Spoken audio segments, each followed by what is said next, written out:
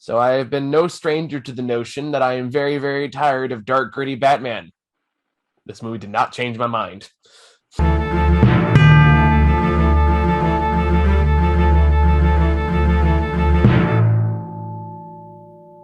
All right. So, hi, everybody. We're going to talk about the biggest movie in the world right now, pretty much. Um, the Batman. And I'm going to be the asshole here. I had a feeling. Don't you take on that role quite often? I don't know how to take that, Sarah. Well, I don't mean that as an insult, just that's a phrase you say somewhat regularly on this series. You're not wrong, but there's only so many ways you could take. Aren't you always kind of the asshole? Which All right, theme so of this review in the Batman. That's going to be the tagline. All right, so right off the bat, I guess just general thoughts before I get into the nitty gritty. Now, let me be clear: I did not. I don't think this movie's bad. I didn't hate it. I just thought it was fine. Which is, I guess, a controversial opinion within itself, depending on who you ask. Mm-hmm. Now, what did you guys think of it? I really enjoyed this one. Okay. I liked how Matt Reeves was able to kind of like integrate all these, different elements, kind of like that grunge aesthetic, both in terms of like the music choices and just, the visual appeal. Trying to implement like different various forms of like the Batman comic, usually in terms of like Dark Victory, Long Halloween. Even Year Zero, I'd Year say, One. Which one? Year Zero and Year One. Yeah. Also, one of the Telltale, kind of the Batman Telltale game as well. Yeah. In regards to some of the stuff that we'll get into later, probably because that's going to get into spoiler territory. Yeah. And I was interested in the Zodiac killer take that they used on Riddler. Yes. I can definitely get how it would rub some people the wrong way, especially if like you kind of want the old-fashioned Riddler. I'm not going to discount that. But for what it is, given this is some stuff I like, it was a topic I was really into. Kind of learning about, like, it was interesting. I thought, like, I think it's mostly the fact that they made it all work together fairly well. Especially this idea that there was a lack of Bruce Wayne that people are complaining about, and we'll get into a better reasons to why I think that worked in the story's favor, because it was definitely trying to say something with it. Sarah? Sarah? I really like this version of Batman. I like that the Batsuit is bulletproof. I like the Bat gadgets. I like the detective work. Yes, that's the other thing. Yes, I like that he's smart enough to answer most of the riddles right away. I like the modern noir aspect of it. I'm not sold on Robert Pattinson's performance as Bruce Wayne yet, but I think they're because he's hardly on screen as Bruce Wayne. But I think they're kind of laying the groundwork for him to focus more on that aspect of the role in future installments of this story. So I really like this Batman. I liked his chemistry with Selina Kyle much more than the Anne Hathaway and Christian Bale in rapport in Dark Knight Rises. There is a part towards the end where I felt she kind of took on a nurturing role to him very briefly. I appreciated seeing that. It was a quick little moment that showed that she really cared about him. So little touches like that. I liked John Turturro's how he changed his voice for his role. Carmine Falcone. Mm-hmm.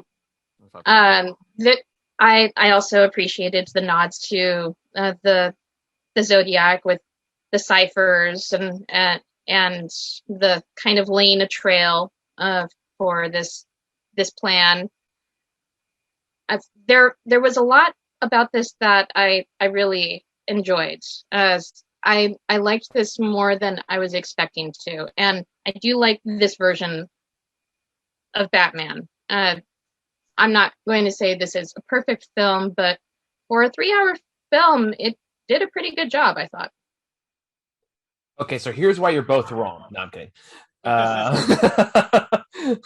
No, like, okay, let me be clear right off the bat. Like, I think the casting's good. Colin Firth's having a great time as a Penguin. Colin Farrell. Sorry, Colin Farrell, not Colin Firth. That'd also be fascinating.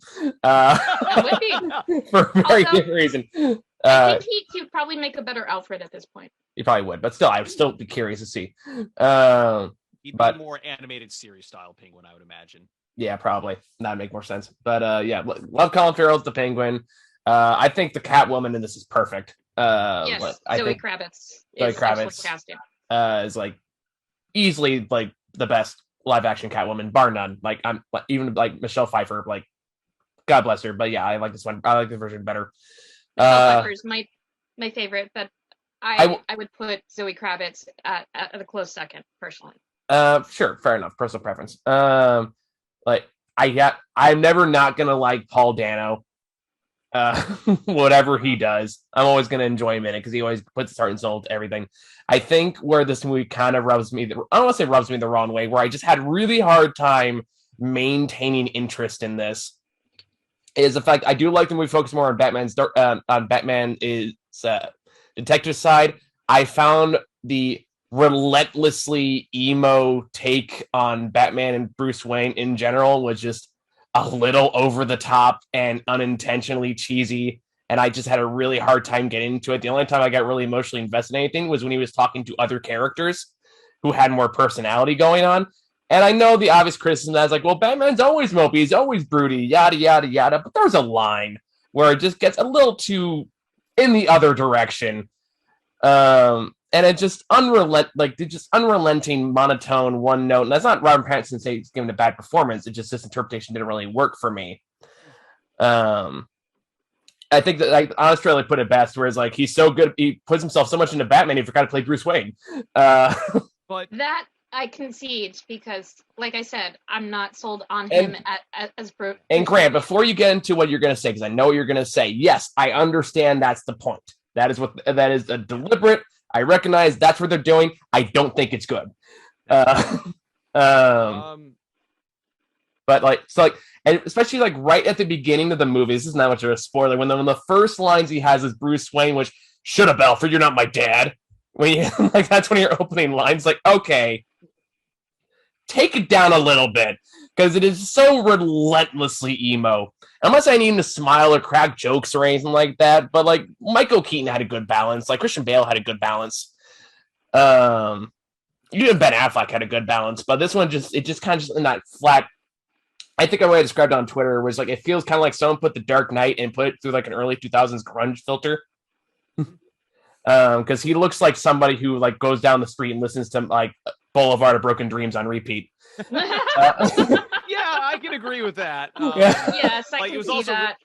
It was. Although him wearing eyeliner does make sense. It does make sense. It doesn't mean it looks good. No, but it makes sense for his costume, for his disguise purposes.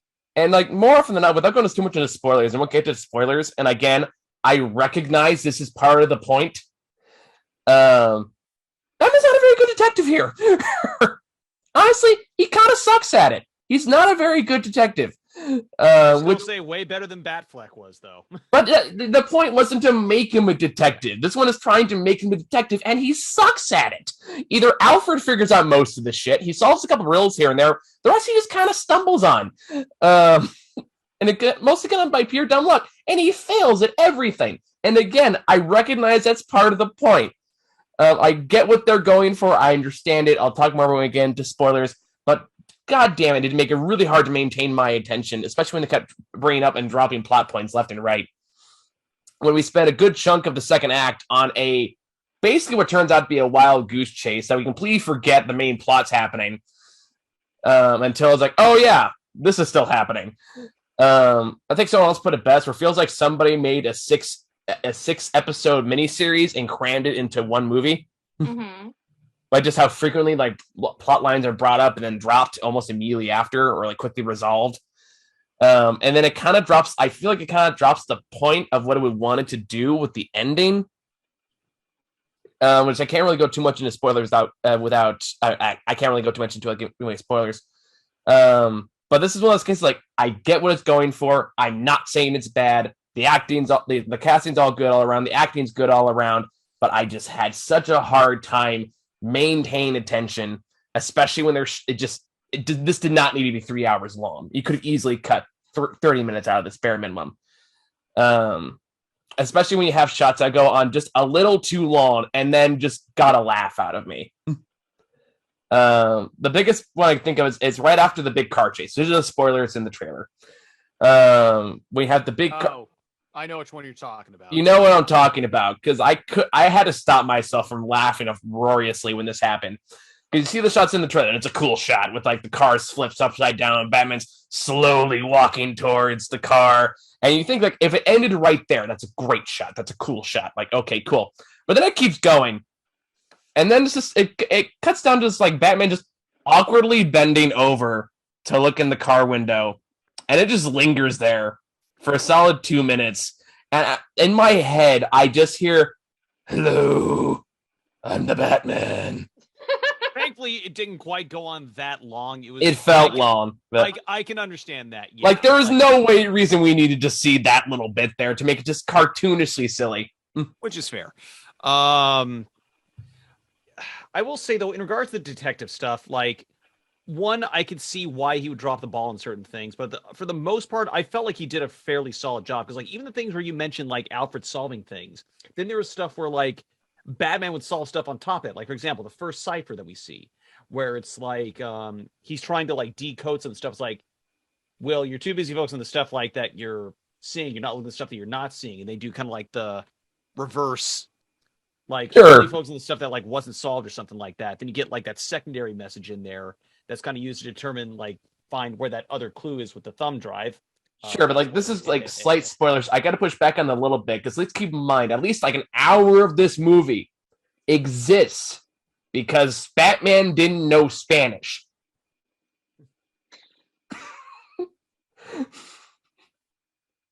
So for all of that point, you have the point where, again, an hour of the movie because nobody just looked up Duolingo for 5 minutes to properly understand what is, or whatever. If you use those websites, it probably will tell you it's correct. Or Google Translate, or whatever, to the point where it has to be explained by one of the villains. And I was like, no, you're both stupid. It means this. Which is like, you know, it's kind of earned that one. So, like, and then again... Oh, go ahead. I will say, though, like, to be fair, I can think of plenty of times where, like, a lot of people, even, like, people way smarter than you or I, have hyper fixated on, like, such small details that they overlook simple things like that. But this is fucking Batman we're talking about. Like, this is like supposed to be the world's greatest detective, and I'm willing to give him like a little leeway in the fact that, like, okay, it's early in his career, he's not that good of a detective yet, but like, and again, that's where I say, like, I feel like that's part of the point, but it does feel like you're wasting a lot of my time as a movie viewer when you make that much of a fuck up and dedicate that much time to it. That is fair. Very indeed fair. So, like, again, like, I feel like I'm talking like I'm shitting all over this movie, and again, I have to emphasize I didn't hate it, but I do have to point out, like, I don't think it's the masterpiece people are trying to paint it as. Like, I give us a solid 6 out of 10, honestly. I liked it better than The Dark Knight Rises. Honestly, I kind of did.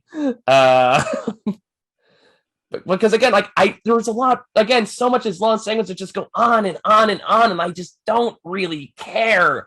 Like the mystery just kind of went all over the place. Again, I get what they were going for, but it felt needlessly convoluted. and a lot of like again very much in your face stuff, and like the acting carries it well enough, but just like doesn't feel like the material's strong enough to justify this long of a runtime. Especially since like you have stuff like with the Waynes that are brought up and then resolved within 20 minutes and then never brought up again. And there's a lot of stuff, incidents like that, and a lot of time where Batman just needs to pick up the fucking pace. Where it's like everything he does at a fucking snail pace. And it's like, you don't see him have much downtime though. But like it take him how long to grab the envelope out of the Batcage? Like, I was like, that scene started, I went to the bathroom, came back, he was still grabbing the envelope. Fair enough. I will concede that. And like a lot of it's like building tension shots like that is like, dude, like if you just sped these up like by 1.5, you'd probably shave off like 15 minutes. I'm sorry. One of you guys can go. Oh, I'm simultaneously a little surprised you have so many quips with it, and also not, because that you are the comic nerd. I not having read the comics myself, and kind of being disenfranchised with the whole Man of Steel stuff. Snyderverse, yeah. I never got into Batfleck. I never saw Batman versus Superman. You so didn't miss much. That's the impression I got. So the last live action Batman I saw on screen was The Dark Knight Rises, and I remember being so underwhelmed by the chemistry he and Anne Hathaway had, or That's lack fair. thereof, and I felt that was a little unnecessarily long. So in my mind, comparing that experience to this experience, this was a breath of fresh air almost. Sure, and like the chemistry like Batman and Catwoman have in this movie is great. Like, yes, like that's honestly, I think Catwoman was probably my favorite part of the movie. I was kind of weirded out by the way the relationship kind of transpired, although that is another case of I've been debating whether or not like I may be oversimplifying things, but how she went from dead girlfriend to going with Batman, but on the other hand, a lot of it can be seen as manipulation and like trying to get him on her side. Which Batman's not very good at manipulation. On one hand, like I said, I feel I had trouble kind of like piecing together the rhythm, or not the rhythm, but the pacing in which that happened. But at the same time, I have to acknowledge like how much of this is like a ploy, which shows how pretty good level of depth to her character. Yeah, you're constantly questioning her motives. And it's like, I'm not sure if this is bad writing or genius writing in this point. yeah. Honestly, it's pretty on brand for that character. So that's why I kind of like, oh, like Exactly. that's the case. Like, okay, I won't buy a lot of pieces of the movie, but I totally buy her 100%. Yeah. And I like Paul Dano as the Riddler. Like, I mean, I wasn't too crazy about the interpretation, was also like, whatever, I'll go with it. Why not? But it's interesting to see modern day depiction of what the Riddler would look like by utilizing social media and getting... Yeah, we'll get to that. Don't give away spoilers just Sorry. yet. For those who haven't seen it, like we'll talk about that because I actually did think that was an interesting angle to take. Mm-hmm. That being said, I do kind of think the third act crisis does kind of come out of nowhere. But we'll get to that later too. I mean, it's in a trailer too, but again, anyway. But I think it's one of those things like I think I was so tuned out by the mumble serious acting so many people were doing that the movie only really caught my attention whenever Batman was interacting with somebody with personality. Like Gordon? Gordon's doing it too. Gordon's also doing I'm a very serious man, so we're talking this very serious tone. I'm gonna maintain this tone for the rest of the entire movie. Batman's like, yeah, I'm gonna do it too. I'm also gonna do this very serious whisper tone. Let's do it together, Gordon. Yay. And they hold hands and they march down to the orphanage. And I will say this, I was honestly fine with it. Like, for me, it's like, as long as they did it well, like, I was invested enough. There were some smaller bits here and there that did kind of stand to me, like Mark Maron, I can never remember how his name's pronounced.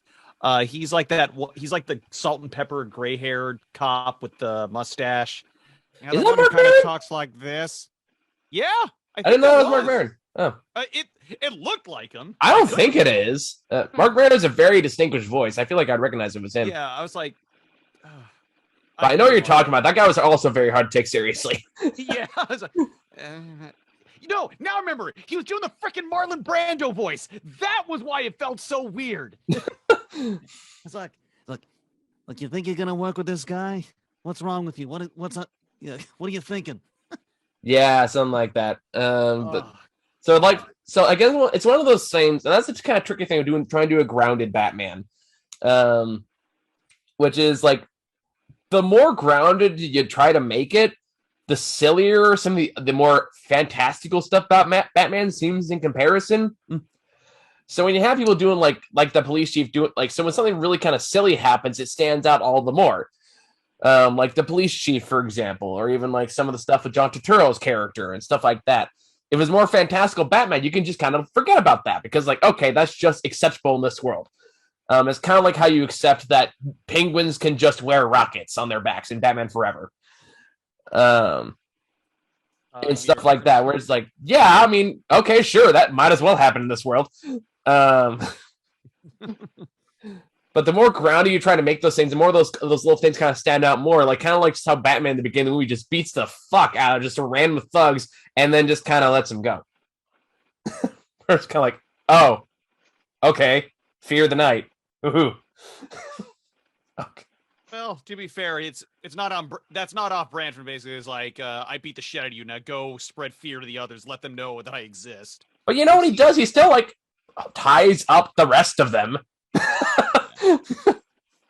Like, this is a Batman who's really bad at being Batman. And I have to emphasize, I know that's the point. Yeah, it's only his year 2. Yeah, it's only his second year as Batman. I feel like you only need like 3 months before you realize you should tie up the bad guys you beat up. I'm just saying. So they can actually like go to jail and like not be on the streets anymore. Otherwise, you're basically going, hey, stop it. Now go.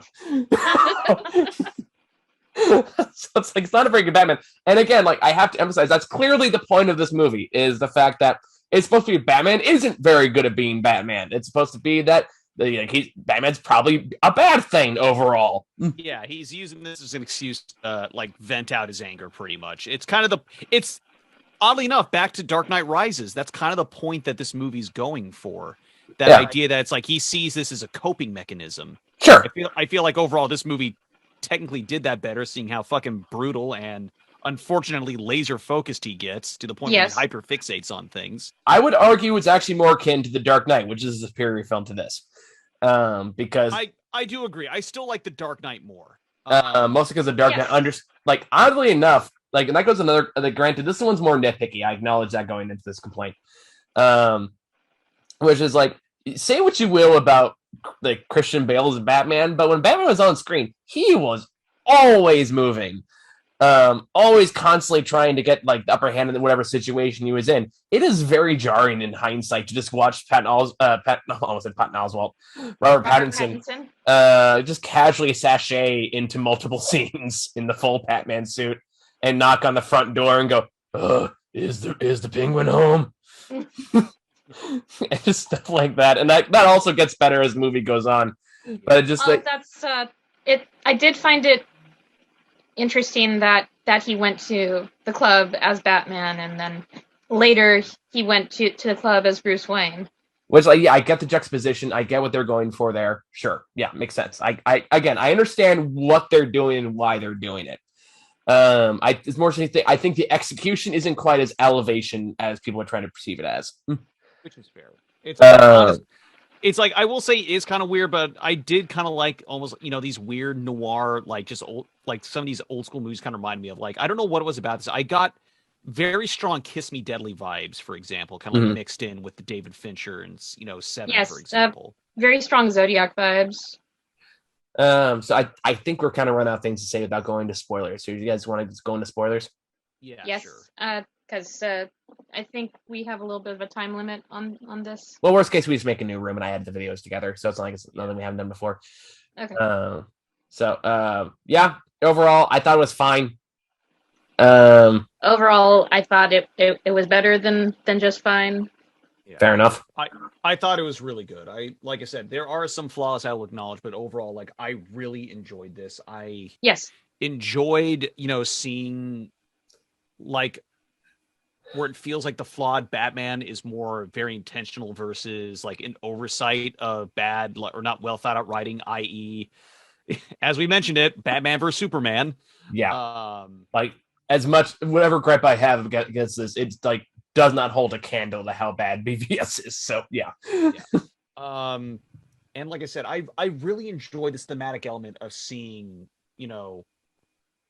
effectively, like I said, this Bruce Wayne who's so hyper fixated on being Batman, not thinking of the good he could be doing, that all he is doing is, as we've seen, focus on causing fear and paranoia, not realizing the other after effects that this has, that this does have a consequence. Which is a good point. Let's talk about how it drops the ball on that. And kind of, and I won't say forgets about it, but chickens out of going the route it feels like it's going because they want to make a sequel. Which is at the end of this movie. And again, like I get the metaphor, I get the symbolism. Like the whole final act is like it also feels like kind of comes out of nowhere. It feels like a studio mandated twist. Whereas all of a sudden the Riddler wasn't just trying to release scum, he's going to also flood the city for reasons. Basically, his whole plan was to force everyone into a singular location based on the way that the floods would work, and basically target the mayor there, or the mayor-elect, I should say. But why couldn't he just target the mayor-elect if he already has like all like the social media army at his side, who clearly has the resources to find her and track her down? And apparently sniper rifles to shoot her. Yeah, so it's like they didn't need the flood. The flood was there because they needed a big flashy ending. Also, it shows how much he hated what the city becomes. It's a I don't know, man, because he wanted actual renewal. He wanted a clean slate. But I don't know, like that kind of seems like a stretch to me because at that point he's targeting individual people that felt were corrupting the system. But then, so the solution now is like, yeah, now I'm gonna flood the poor people. That doesn't really jive. I don't really think so. No, it doesn't. But if you want like the bomb the police, are sociopaths logical? I think that's more of a symptom of bad writing here. Like if he was really say like bomb the Capitol building or bomb the police station, that would make more sense to me. Or bomb the place where she's having the fucking or like where she's doing like giving her big speech. Those make way more sense to me than I'm gonna flood the people and probably kill a lot of poor people that are getting caught up in those neighborhoods, which feels apropos of what he's trying to do, which is target rich, corrupt white people mostly. I can see that. The way I saw it was he had to point out like this trail of individuals to point out to the bigger problem, as saying it's like these are the choices that led to a wider societal issue. Or something. Doesn't that kind of get diluted by flooding the city? But because then it turns out like he was targeting rich people because he calls them corrupt and released footage of them versus, hey, this is the man that drowned a bunch of poor people. kind of dilutes the message there a bit, especially when it was clear he didn't need to be, because like the mayor could have just hidden backstage. He didn't need to come out. If so, I'm not gonna deny that I felt was a little too, we got to show Hope stuff. It's like, that doesn't exactly work when the Hope is literally shot dead. I will acknowledge that. That was like not the smartest move on your part. But then was I the only person who enjoyed seeing Batman beat the crap out of a social media terrorist. Oh, I enjoyed the hell out of it. Oh yeah, sure. Like no, that, again, that's not really the point I'm getting at here. Like the action's fine. I wasn't too big, but I was like, okay, I enjoyed it fine. Okay. And I get what they're going with the metaphor. I get what they're going for with the metaphor. Like, okay, like the Riddler, like Batman's doing a bad job, except for the Riddler who thinks he's doing a good job. Therefore, the Batman is bad. Which is like, okay, good on paper. Very interesting idea. Also love the twist of making him this like this far right, like this conspiracy streamer person who rallies this like radicalizes people. It's like, okay, interesting twist. I dig it. It works. Right-wing incel terrorists. Yes, thank you. Where it doesn't really jive with me is like, one is the flooding, and two, that the natural conclusion of this, which is Batman realizing that what he's doing is bad, that it's not working, that he's not doing this and this, the point where he goes through a literal baptism and comes out being a torchbearer. Yes. Which is like symbolism. But then it goes into like, yeah, this isn't working. Like the natural conclusion of that story should be like, so I'm going to stop being Batman and use my money to do entrepreneurial things like the mayor was saying. I'm going to work with the mayor, do all these things. But the movie can't do that because they want to make a sequel. So I'm not going to say 100% chickens out, but it does kind of chicken out a little bit by going, so I'm going to be a better Batman. Here's the thing. I didn't see it as a pure 100 indictment. Basically a case of this is what happens like when you don't have the balance. But isn't it kind of the point though, with the Riddler being the full contrast, if he's the only one who thinks he's doing a good job? And which my takeaway from how it ended was this movie, we got the Batman. Next movie we're getting more Bruce Wayne. I don't know. I kind of always feel like that's the argument, the Man of Steel argument, which is, you'll get the Superman you love and adore in a future movie, which is like, I feel like if you can't get it in one. For me, the difference with that though is with Man of Steel, that felt like it didn't feel like Superman, like for the most part at all. Whereas this still, to a degree, felt like Batman. See, I disagree with that. I think it focuses on the least interesting parts of Batman, honestly. Which is, again, goes back to my issue with a lot of this is like the grimy, gritty, loner, brooding Batman. Is like Batman hasn't been that in years. And the fact that that's the only image we're willing to accept in popular culture is something I think is very, very limiting. I would like to say though, like on that topic, I did appreciate that Pattinson's Batman did actually, like even behind all that, you could clearly see he is someone who, despite that, still wanted some sort of connection. Sure, like this isn't an admonishment of Robin Pattinson's performance. Yeah, because I think he did well the material he had. I just don't like the direction it's going because I feel like, again, like it feels like we haven't grown up from the post 9/11 version of this character. It's like, and then we've gotten that for like 20 fucking years. And that's all we've gotten. And it's at the point, it's like, there's so much more to this character than just this very narrow viewpoint. It would just be great if we actually saw that for a change. Which is honestly one of my favorite interpretations of Batman in the last 20 years is probably the Lego Batman, honestly. Yes. Yeah. Or even like the one from the Harley Quinn TV show is also very good.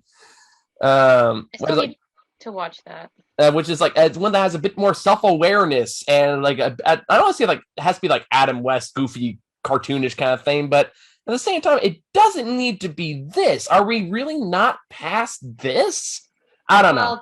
Yeah. I'm glad that we're past George Clooney, and I like George Clooney as an actor, and I like some of the films he's directed.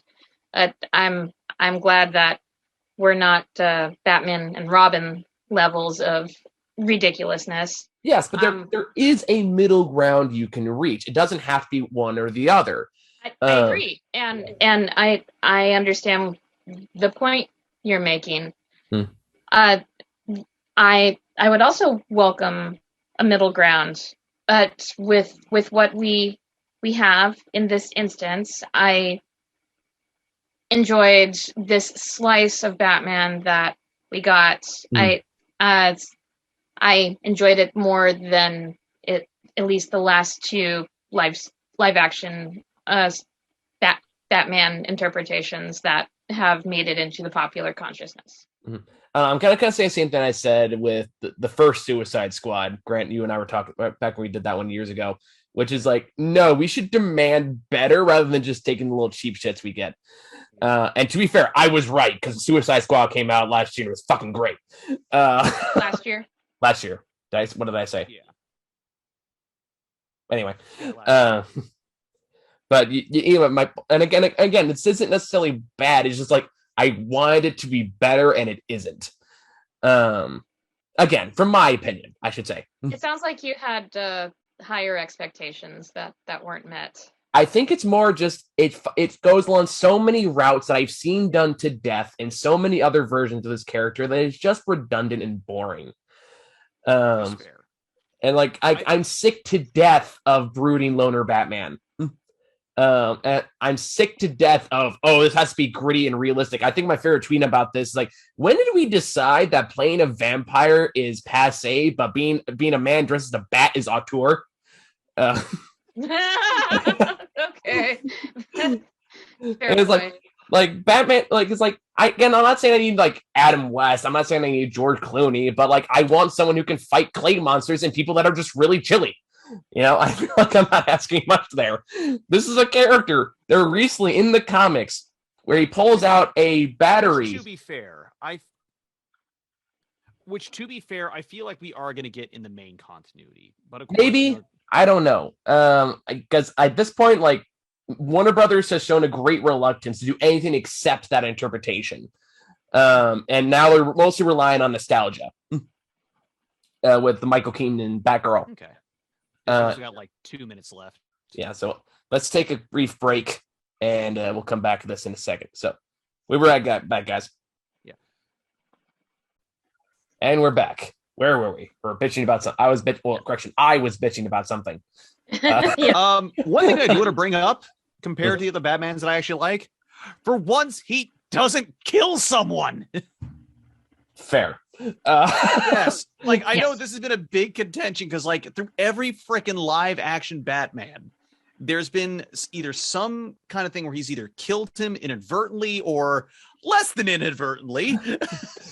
Yeah, no, that's fair. This is also a live action Batman where he isn't responsible for creating the villains. not true. That is not true, and I'm actually okay with that in this one because, as I said, that was a case where his actions have kind of a societal implication. Because remember, in the end, during that ending sequence when when he's fighting off all the Riddler people, also to clarify on my hasn't first one to have not killed anyone. Yes, I'm considering Val Kilmer and George Clooney to be part of the Michael Keaton continuity. They are. So while they may not Val Kilmer, maybe. Yeah, I feel like he killed Two-Face. I can't remember though. Inadvertently, yeah, he basically killed Two-Face. Clooney, I don't think actually did. But like once again, I'm saying in the continuity of the Batmans, like I tie him in with the Michael Keaton one. So that version of Batman, I say did absolutely murdered people. Yes. Yeah. Ooh, I remember those. I remember the factory explosion. This is also personally like shoved a bomb into somebody's chest and then threw him down a well in fucking Batman Forever and smiled. Returns. The sociopath smiled in that one too, and that's probably that one was Batman Returns actually, because that was still Michael. Oh, you're right. Batman Returns. Yes. But yeah, basically to that point where I was actually okay with this because this shows the main theme being basically alongside how do people deal with trauma that they've been dealt with between Catwoman, Riddler, and Bruce Wayne. But also that whole eye for an eye theme that they're kind of going that I felt like they were going for. The idea that like this violence begetting violence. Because, when they get that last Riddler trooper, Gordon pulls a mask off. Is like, who the hell are you? He's like, me, I'm vengeance, kind of parroting what Batman said in the beginning of the movie. I don't think it's very subtle. I think it's very much of like, do you get the point? Yeah, which is fair. It was kind of a wake-up call he needed in the context of this film. Yeah, I think for me, this goes in the category of same thing with like BVS, where it's like, I get that. I get all of that. They spell it out very openly for you.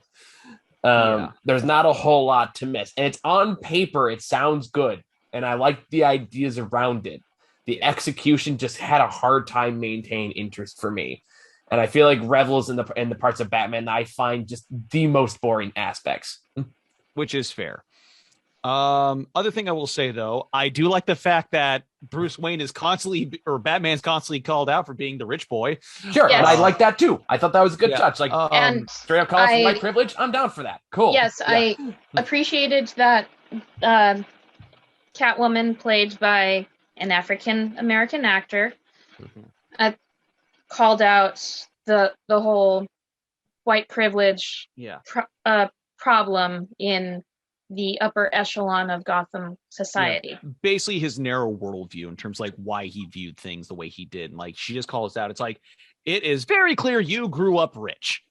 Yes. As well as to kind of like mirror that as well, you know, kind of like once again focusing on that wake up call, the way the Riddler addressed it when he's basically has the one-on-one with him in the interrogation room. That whole idea of like, you know, yes, there are major people here that are suffering. You know, people, you know, when they say orphan, they looked at rich boy Bruce Wayne, sitting up there in his ivory tower, ignoring kids like me who lived in a 30 room. Me as in Riddler. Working some issues there, Grant. You know, ignoring 30. You know, the real orphans in the room, the 30 kids, huh? I said 30 kids to a room. 30 kids to a room. Babies dying from it being so cold. Because they couldn't afford to keep the place heated or have the rats gnawing at their fingers, that sort of stuff. It's like, yeah, I can see why Riddler's pissed. But you want to get into some reasons, like, again, intention for its execution, which is the fact that the orphanage is supposed to be Wayne Tower, like Wayne Mansion, the original Wayne Mansion.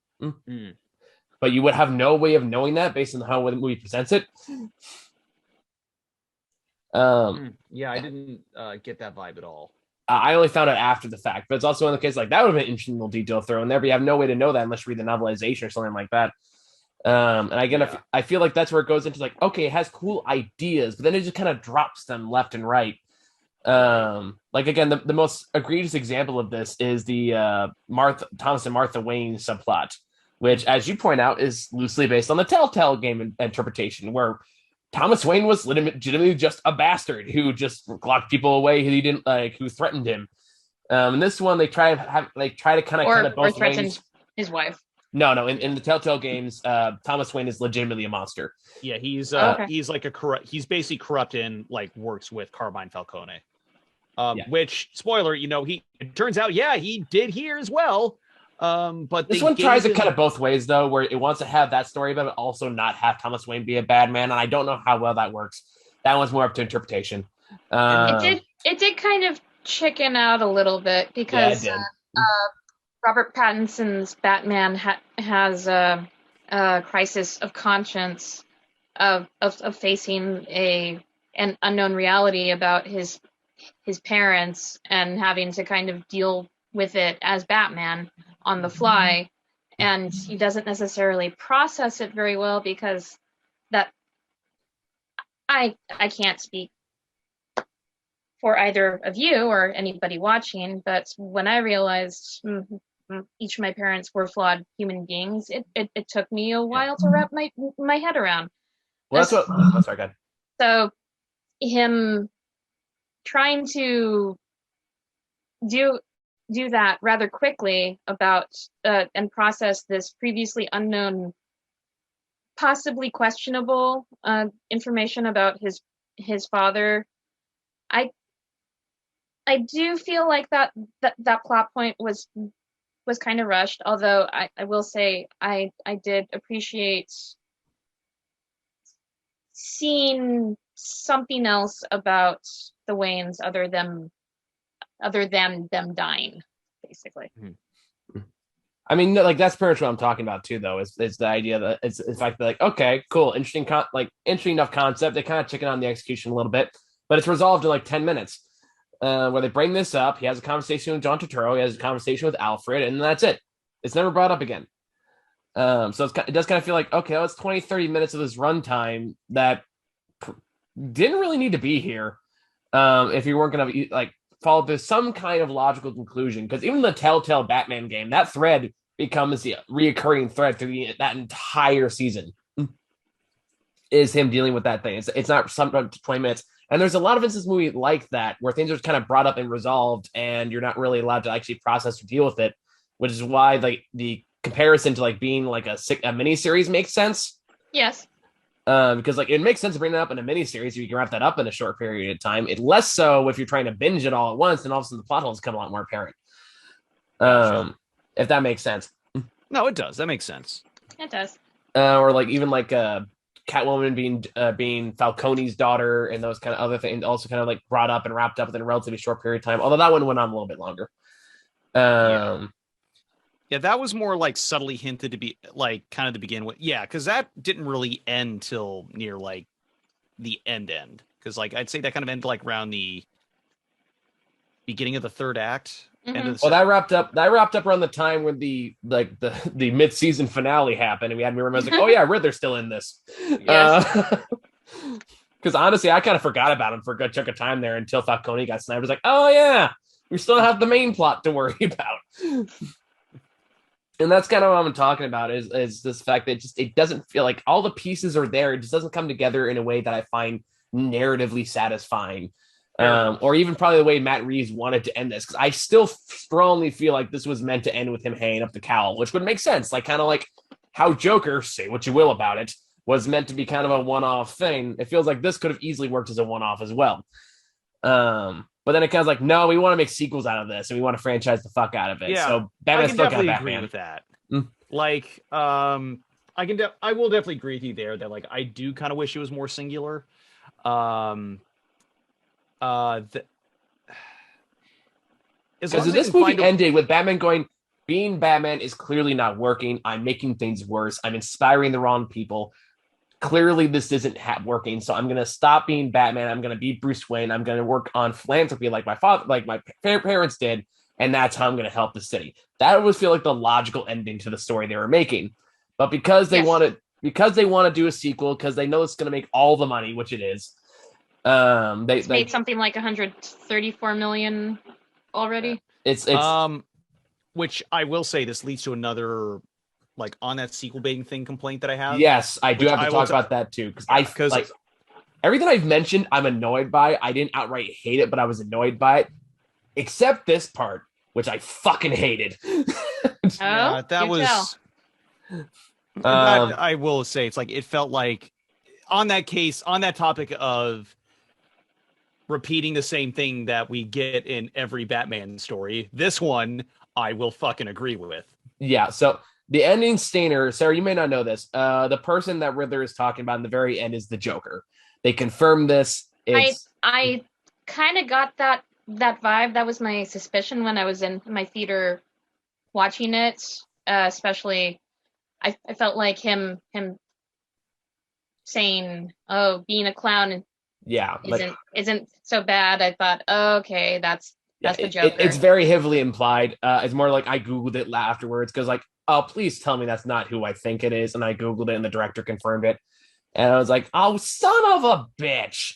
I knew who that was from the get go. It's pretty obvious, but I was pretty sure it was the Joker. It was like they're not being this obvious about it. Like Matt Reeves is too clever of a like director to make it this this direct. Like, nope, it's the Joker. We're doing the Joker again. Like, God fucking, if there is one thing I am more sick of than broody loner Batman, it's the fucking Joker as a character. Batman has one of the richest rogues galleries in all of literature. Really, he does. I do wish they would explore less well-trodden characters in it. And that's the other issue with going the grounded route, is it blocks a lot of those characters off. And a lot of them are really great characters. Because like when you make it like, oh, gritty reboot, everything has to make sense in this gritty, realistic lens. You narrow it down from like 20 to 4. Like maybe 5. And there were already at least 3 or 4 of those in this movie. Like the only ones I can think of do like maybe Scarecrow, probably Bane you can get away with. They might be able to do Poison Ivy, maybe. That's but, that's a stretch. well, I would say like hence the maybe. yeah, true. Like I would think maybe Scarface if they really wanted to go that direction. But like you narrow your viewpoint. Just Luminar's like, no, have him fight Clayface. Throw Man-Bat in there. Like get Mr. Freeze and do him right this time. Like yes, not played Yeah. by the Governor. Yeah. Um, Oh, and I will Two-Face, also say- obviously. yeah, I will say this. I do agree with you that like even though I enjoyed the finale as a whole, I do understand and I can definitely get at where it's like it definitely feels like it could have been better connected to like the ending bit. I forgot what else I was gonna say. Shit. You stop at you agree with me. What else was I gonna say? Damn it. It's like on the top of something. Yeah. I will agree. I kind of wish they didn't quite go so hard on the sequel baiting. And I will agree. Like as I said, I enjoyed that ending, or the ending, finale. But I will agree. Like, it's more in a vacuum than in retrospect. I think I enjoyed it versus them having it like the best cohesion to it in certain parts. That's fair. Because like I do agree. It's like tonally, it did feel kind of weird how it went from like, very solemn, noir detective story to this big bombastic flood the city plot. Yeah. So it's like I enjoyed it, but I'll totally acknowledge like it is kind of a disconnect. Same. Honestly, the noir detective story were my favorite parts of this movie because I'm a fan of that genre of cinema. Yeah. And this is the other thing I'll say. As much as I like it, I think it is well done as a whole. I will also acknowledge like that this is not as, unique as Matt Reeves is making it out to be. No, it's not. Now, I will say like it's interesting how they implemented all these things together. But like in kind of the same way that you'd see from like Pulp Fiction. Although granted, it's nowhere near as outlandishly combining all these things as Pulp Fiction did. Kind of wish it was, but I feel like most of the elements thrown into this cinematic concoction do coalesce. Most of this worked for me. I'm not saying it's perfect, but it surpassed my expectations going into it. My boyfriend was super hyped for this movie, finding anything on it he could on YouTube and the internet for months.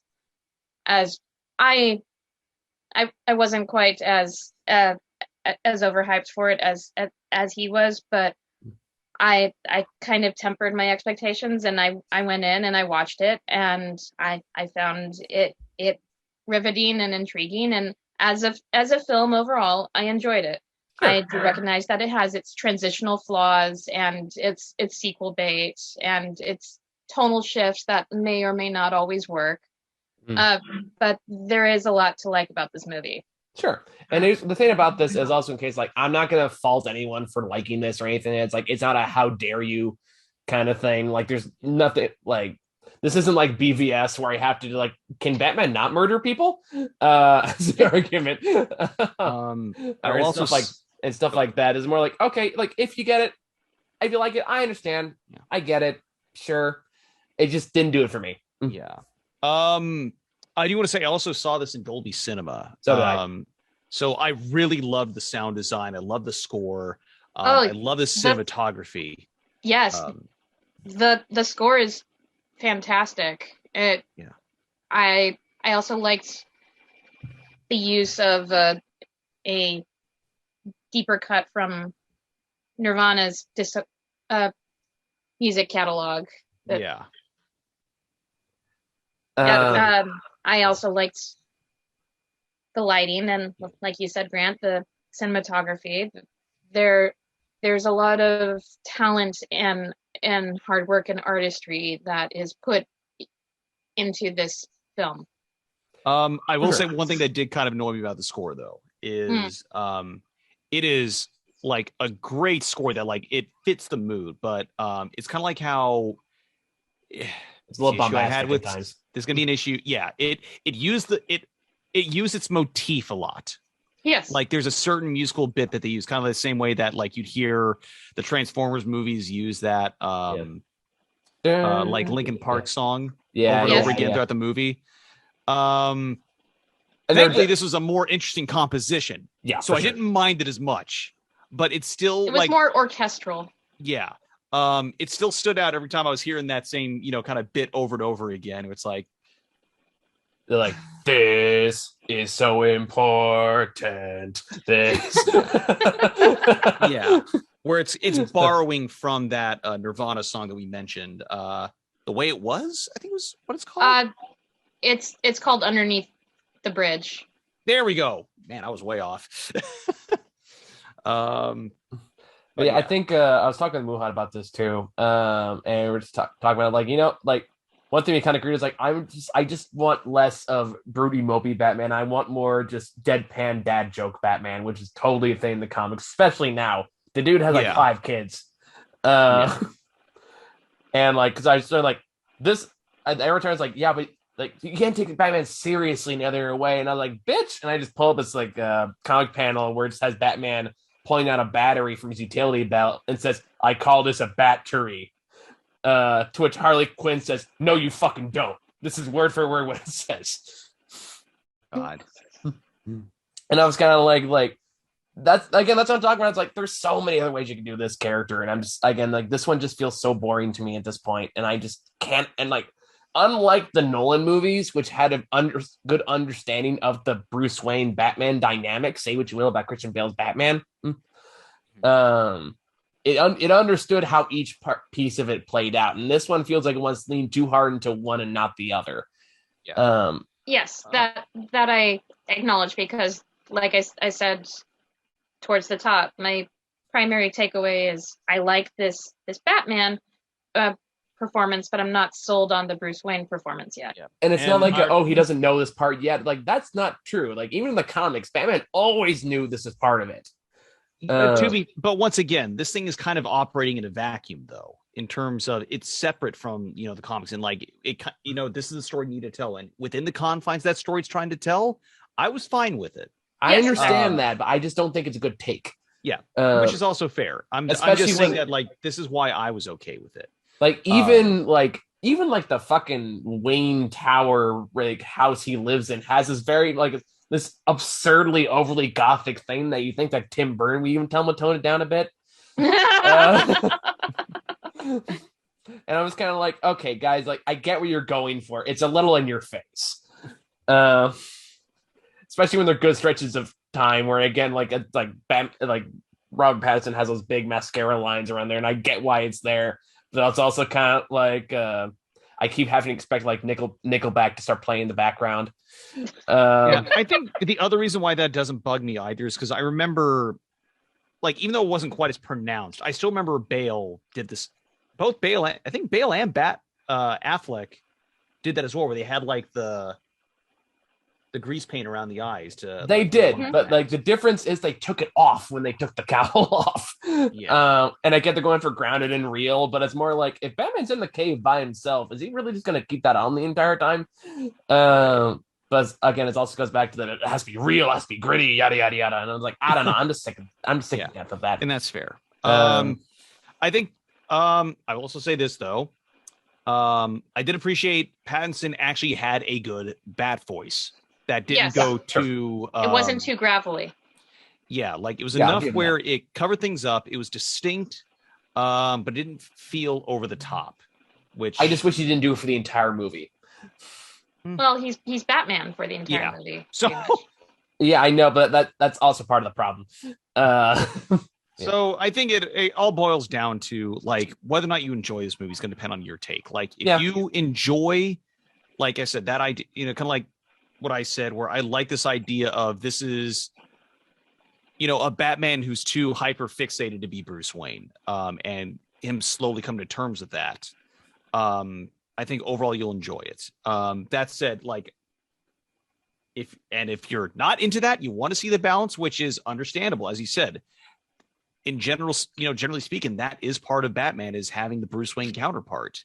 I can understand why that would bug the crap out of people too. Which is why my favorite Batman overall to this day is still Kevin Conroy. Oh yeah, But, like I agree with that. you want the perfect balance of everything Batman. The animated series still stands on top. Damn straight. Yes. Easily. You know what's super ironic about this whole movie is the fact that the whole movie is about Batman influencing the wrong people and the far right conservative groups into wanting to be like this dark, edgy Batman. And it's those same people that are going to praise and elevate the shit out of this to obnoxious degrees with no sense of self-awareness in the months to come, and not realize this movie is making fun of them. Yeah. And which, for that point other alone, people will be able this movie to gets laugh my at respect a little bit. I will acknowledge Yes. that. There is a fair amount of modern social commentary sprinkled throughout this. I mean, if you want to talk about just like the worst of fan bases, like Spider-Man's still the worst, but like the Batman Snyder people aren't that far behind. So it's okay. So like, you know what? Like, despite everything I've said about this movie does get my respect a little bit for just taking the piss out of him. It's like, all right, go. I can get behind that. Yeah. Sure. Because I know this, like, Dark Knight tried to kind of sprinkle that idea in there as well. It wasn't nearly as big of a problem. I felt like then as it is now. Pushed that a lot further to a way I felt was necessary. Yeah. So my ears lagging in and out, but I heard all that. But yeah, it wasn't nearly as bad as it is now. It's gotten so much worse at the growth of the internet age than post 9/11 with Dark Knight Rises. So like, hey, I'm definitely opposed to. I'm definitely gonna support anything that at the end of the day makes these same toxic people look at the product and go, hey, wait a minute, they're making fun of us. So it's like, I doubt a lot of people are going to get that, but if they do, God, I would pay good money to see that moment. Yes. But that also implies people have self-awareness, which they don't, so it's not going to happen. Nope. Anyway, overall, it's fine. After all that. Like I said, sorry, you first. I'm repeating myself. I think it's better than fine. I like the bat suit. I like the gadgets and the bat tech. I like the detective work. So it's not perfect, but I'd give it a like 7.5 instead of a 6 personally. Fair enough. Yeah, I'd say I'm probably there too, like 7.5, 8 for me. On the top of the gadgets, that is another thing I did kind of like, was the gadgets didn't feel perfect, but I kind of liked this kind of take on those gadgets as well. The how they're kind of like not improvised, but they definitely felt more like something that like was engineered like in a tinkerer space. And how those used, like instead of using the Batcave, just using like the wingsuit, for example, that was just kind of like kind of on standby, or just some of the other bits in there. So that was another little thing I wanted to add. But yeah, I had a good time overall. Like I felt pretty invested the entire time. Like even with the 3-hour runtime, like I had an okay time keeping track of everything. I didn't feel like the story was lagging too much. I'd say save for kind of when it made that weird shift in the end. Mm-hmm. That's why I was kind of like, how long has this been going on now that I think about it? So I will, but like as a whole, I enjoyed this. I enjoyed the fact that they focused on the detective and noir aspect of things. Yes. Just because generally speaking, as someone put it, there's usually in more of these other movies, they kind of focus more on like the Dark Knight aspect of things. The detective work isn't always as much of a focus. So it was kind of nice seeing him, like, even if I do understand you don't think he was the best detective.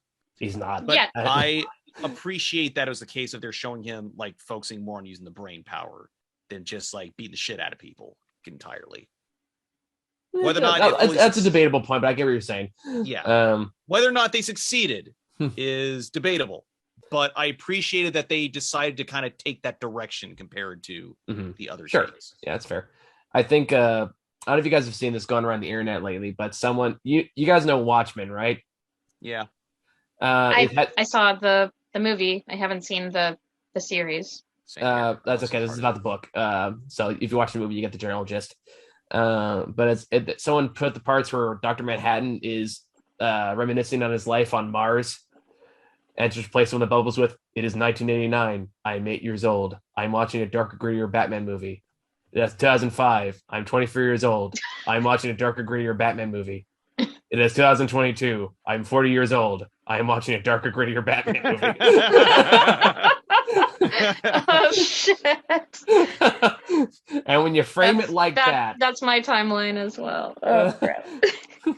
And when you frame it like that, my point kind of gets made clear. Yes, that's fair. So, again, make with all of that what you will. If you like it, all the power to you. Don't leave me hate comments trying to convince me why I'm wrong. I'm just going to get annoyed at you. Granted, you probably also didn't get this far in the video to hear me say that, so it's probably a moot point at this point. But I deal enough with you morons in Lurker's Pizza review. I don't need you here. Anyway, I think it's all you guys got any closing thoughts you want to throw in there? It's worth a watch. Yeah. I enjoyed this, and as annoyed as I am with the sequel baiting, I'm curious to see whenever the new one comes out, how they can find a way to evolve the character. Sure. So at the very least, that has me interested in that.